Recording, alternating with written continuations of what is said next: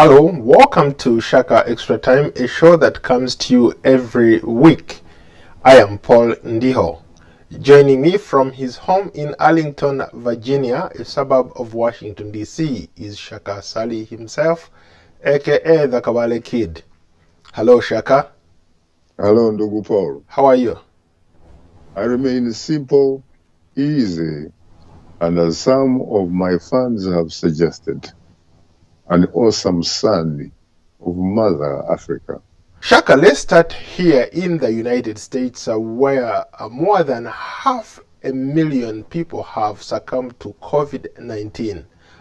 Your reaction? You know, it is very, very sad that this could happen anywhere, and let alone here in the United States, a country, arguably, that is on the cutting edge of technology, a country that is on the cutting edge of science, a country, for example, that has recently come up with two very important vaccines, Pfizer and Moderna. It is all about leadership, Ndugu Paul. This is a country that suffered so much from a leadership under the former US President, Donald J. Trump, a man that clearly demonstrated that he was anti-science. He did not seem to want to listen to the experts. And yet, this is a disease, by the way, that of course is a coronavirus pandemic. It is global. It is the kind of disease that affects everybody in the world, no matter where you live.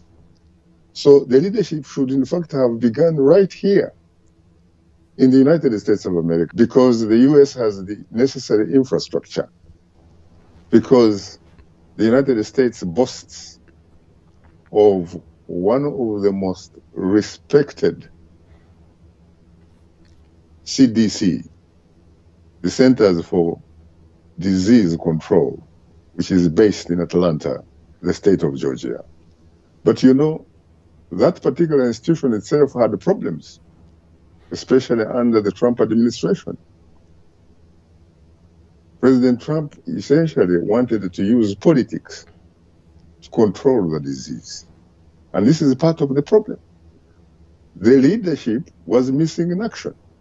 That is part of the reason why the United States so far has lost at least 500,000 human beings.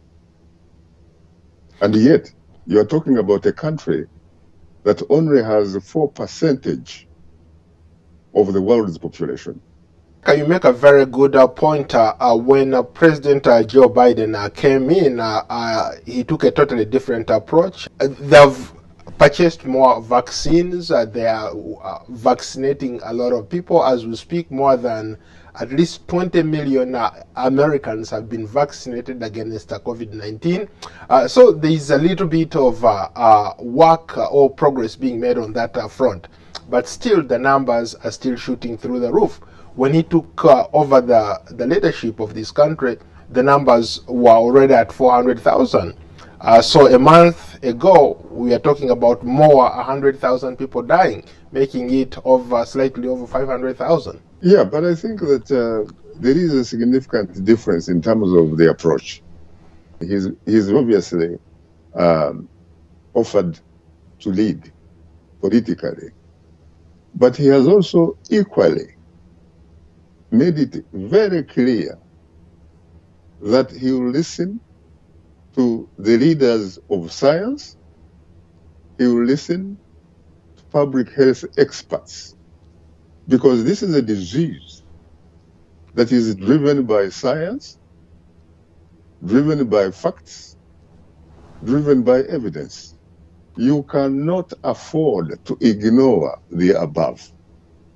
You do it at your own peril and the peril of the entire nation, and some degree really the entire humanity, because again, you are talking about a disease that is global, a disease that has left no place untouched. You're talking about a situation where what in fact hurts one, hurts us all. We all have to be very, very careful. We all have to be very disciplined. We all have to listen to the science experts, the public health officials, to take the lead and not the politicians. A lot of people are still skeptical about these vaccines. A lot of people are saying that they would be the last people to take the vaccine. But personally, I can say for the record that I've registered. When my turn comes, I'll go for that vaccine. I don't know about you. Actually, I am going on Friday. Very good. So you're encouraging people, if their turn comes, to go and get it. I do not think really that you are even having an option here. I think that being vaccinated is not only in your own personal interest, it is in your own personal interest, it is in the interest of your family, it is in the interest of the people that you hang around with, it is in the interest of all of us. There have been some bad history in the past, especially here in the United States. There was a time when there was what is known as the Tuskegee experiment on syphilis. And they basically used black Americans as guinea pigs. Even when they reached a point where they could have been given a vaccination, they could have been given the necessary medicine, they didn't get it. And so from that time, and a lot of other things, or a variety of other instances and incidents, some segments of this particular society are very skeptical about the vaccinations. But I think, to be honest with you, everybody, no matter who you are, I would urge all of them to go and get vaccinated. Shaka, let's shift our focus to Africa. Let's start maybe in South Africa. It looks like we are having more cases as a result of this new variant that has been reported in South Africa. And there is also news reports that seem to suggest that the Oxford AstraZeneca vaccine is not as effective as originally thought. Your reaction on that? Yeah, it is true that in South Africa, officials and scientists have determined that the Oxford AstraZeneca is not effective, especially when it comes to the new variant, the new South African strain. And so for that reason, as a matter of fact, the South African authorities have in fact discontinued using the Oxford AstraZeneca vaccine, and instead they have actually donated it to the Africa CDC, which is based in Addis Ababa, so that the Africa CDC can provide it to other countries that might need it. But you do have a new kid on the block, and that is the Johnson & Johnson. Johnson & Johnson has actually been doing well in South Africa. As a matter of fact, it is, I think, last week that President Cyril Ramaphosa got a shot of it. And it is very encouraging news from South Africa, because South Africa has in fact participated in some important trials of the Johnson & Johnson. It looks like there is some hope, because the Pfizer vaccine is said to be effective. And the Moderna vaccine is also trying to do a little bit more research so as to strengthen the vaccine in order to meet the new challenges posed by the South African variant or strain. Mind you, it's not only the South African variant.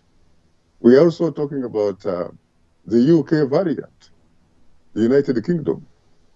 We are also talking about the Brazilian variant.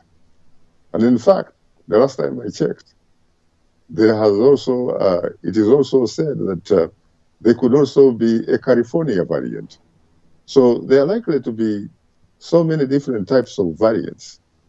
But what I have heard, which has really given me a lot of confidence, the new technologies that made Pfizer and Moderna have been made in such a way that they can actually be reprogrammed so as to meet the recent challenges. In fact, they were making it simple by saying that it is like cut and paste, actually. Let's hope that they are right. Very interesting take there. How about maybe let's go back to the simple fact that you talked about AstraZeneca not being effective. But last week, the World Health Organization said that the UN-led COVAX initiative aims to start shipping about 90 million doses of COVID vaccines to Africa, and that this will roll out immunizations or against COVID-19 very, very effectively. But here we are talking one of the drugs that they were relying on, one of the vaccines that they were relying on was, of course, that made by the Oxford AstraZeneca vaccine.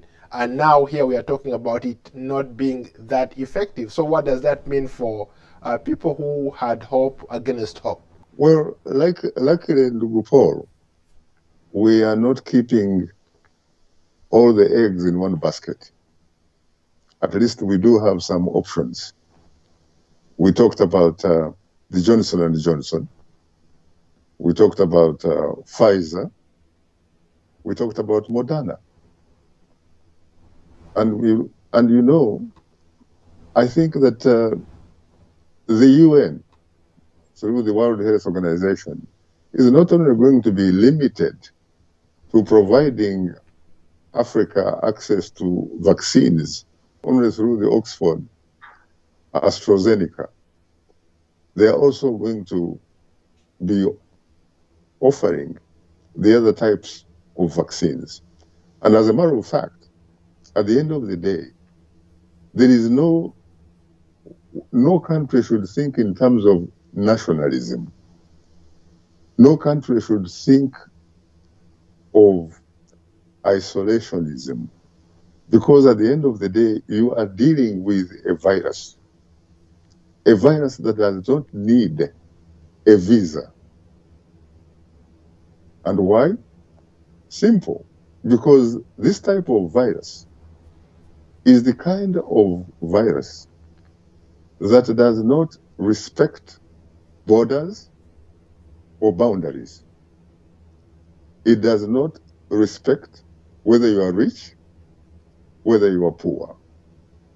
It does not respect whether you are a Catholic, whether you are a Muslim, or whether you are a Buddhist, or whether you are a Protestant, or whether, in fact, you do not practice any religion. It does not care about what kind of ideology that you belong to. So at the end of the day, it is in the interest of the world and humanity to work together, because you are looking at the COVID-19 as an equal opportunity disease. Let's bring in maybe some of the comments from our social media page. Let's go to Gish Henry. Shaka, let them vaccinate themselves. Since they don't care about bringing these vaccines to the continent of Africa. After all, COVID has not been a big business in Africa. It's rather an investment on the side of African leaders. He makes a very good point there. Henry does, but you really have to be very, very careful. because you have the opportunity to see either as the glass is half full or either the glass is half empty. If it is half full, it means you are an optimist. If it is half empty, it means you are a pessimist. I prefer to be an optimist. And I think that it is not really a question of them vis-a-vis us. Who are they? They are us. They are us. We are basically human beings at the end of the day. And as I said, this is a disease that is an equal opportunity employer, if you will. It has absolutely no discrimination, either in favor or against. And the best weapon for all of us, really, at least so far, is first of all, the public health measures. The measures of wearing a mask, the measures of social distancing, and the measures of hygiene. But above and beyond, if you have access to a vaccine, please, I urge you to go for it. I urge you not to worry where it was manufactured from and who manufactured it. So long as it can help you not get sick, it can help you to continue living your life. Let's move on. Let's go to Tanzania. The Tanzanian President John Pombe Magufuli says that in a country of more than 60 million people, there is no corona. Tanzania is corona-free. But as we know for sure now, we at least know some people who have died of corona virus. And more importantly, as of last week, Mwalim Saif Sharif Hamad, the vice president of Zanzibar, first vice president of Zanzibar, died of COVID-19. And here we are, we have a leader who has ignored all the science, who has ignored any advice from anybody to say that Tanzania is corona-free. You know, I find it difficult to believe that those words actually came from Dr. President John Pombe Magufuli. Magufuli happens to be the proud owner of a PhD in chemistry, an earned doctorate degree in chemistry. And the last time I checked, even though I was less than a mediocre in those types of subjects like chemistry, physics, and mathematics in high school, I know that chemistry is a science. And therefore, President Magufuli, in fact, is a scientist. And therefore, I do not see how he could possibly be anti-science. Because even the PhD that he earned, no matter in what discipline, it is intellectually a reflection of research.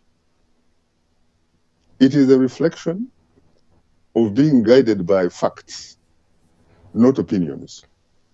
Because as you know, Ndugu Paul,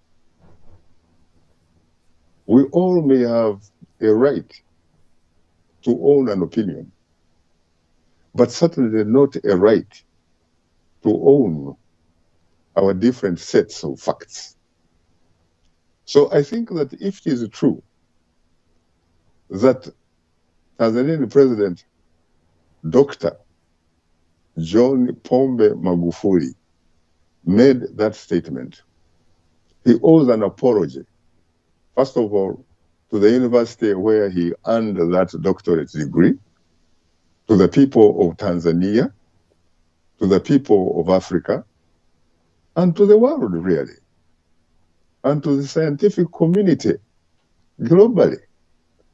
Because it is not only Mariam Saif Sharif Hamad, who has died. I also know another person that died in the same week, and that was Daudi Makobore Stavraza. He is in fact a kid from Rukunjiri, where you personally call home. We are neighbors, basically. There you are. I first met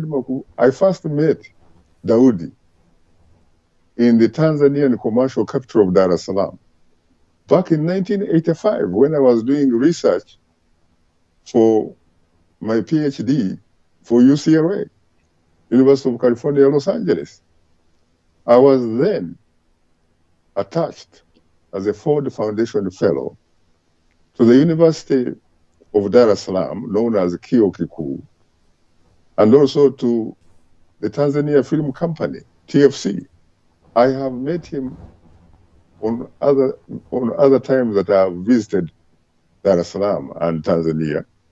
And in fact, I have had an exchange of social amenities. In a business place he used to own, he had what is called Farmer's Bar. If I remember correctly, it was somewhere in Upanga. That man died of COVID-19. And so there are a lot of people, if you care to read what is happening in Tanzania, or to talk to some of the people on the ground via telephone like I do, or even to talk to some of those that have recently visited and come back, it is unconscionable. You hear that there is no COVID-19 in Tanzania, you should go about, business as usual.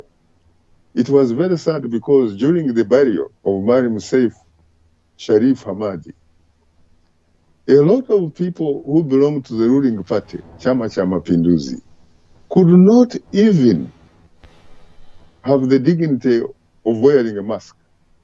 I only saw former Tanzanian president, Jakaya Mrisho Kikwete, wearing a mask. And when I asked her, how come people were not wearing a mask?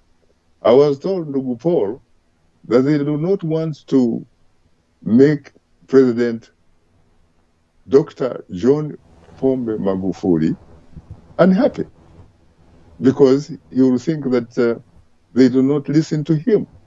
They are not loyal to him. No, I think this is something, frankly, that is beyond an individual's ego. This is beyond an individual's opinion because people are dying. There is an interesting comment here from Andrew Ainemani in Dar es Salaam, Tanzania. Shaka, I hope President John Pombe Magufuli is not misleading Tanzanians. And I pray that what he's saying is further from the truth, that there is no COVID in Tanzania. Andrew, I wish that I could agree with the premise of your question or your observation. But I have not seen any scientific basis that supports, for example, the allegation attributed to Tanzanian President Dr. John Pombe Magufuli that there is no COVID-19 in Tanzania. There has to be some kind of scientific basis. There has to be facts. I do not see any facts. I do not see any evidence supporting that allegation. In fact, on the contrary, what I see is evidence, is facts that people are in fact dying of a disease that looks like COVID-19. In fairness to the president, sometime last year, he said that his country's researchers tested some of, they did these COVID tests on pawpaws, goats, and mangoes, and all the test results came out positive. So maybe it's on that basis that the president continues to deny that there is no coronavirus in Tanzania. In fairness to your defense of the Tanzanian president, given that he is a scientist by training, at least he should give a courtesy to the science community. If in fact he has some concerns regarding the scientific nature of the existence of the coronavirus pandemic or lack of it, he probably might be on firmer ground if he could invite independent scientists. He could have, for example, invited independent scientists from the World Health Organization to come and find out whether, in fact, his allegations are true. Because if they are not true, it is most unfortunate, because the cost could be simply too much. This is not a situation where you have to get into guesswork. This is a situation where you have to make sure that you really avoid almost any margin of error, because the results are translated in the physical disappearance of human beings. I would urge the Tanzanian president sincerely to listen more to his fellow scientists, not as a politician, but at least, in a sense, as a scientist. Because he knows that when it comes to science, you have to go with the science. And you go with the science because it is supported by facts, by evidence.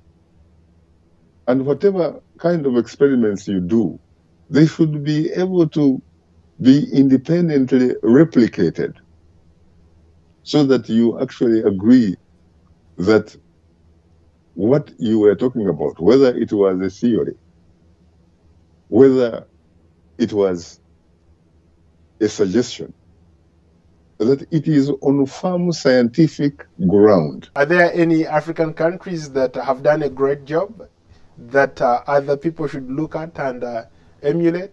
Yeah, there are some countries that have done reasonable work. What is not in doubt, ndugu Paul, is that there are certain public health measures that are universal. You do not need necessarily to be African to do it. You do not need to be a Muzungu, to be a white man. You do not need to be an Asian, a Brazilian, you name it. You just need to know that you must wear a mask in order for you to protect the people that you interact with. You must engage in social distancing. You must exercise some kind of hygiene. You wash your hands very often with soap, and make sure that you do not touch your eyes, you do not touch your mouth. You must do some of these important public health measures. And where possible, please get the test. And also, if it is still possible, please get a vaccine. Thank you so much, Shaka. You're most welcome, Ndugu.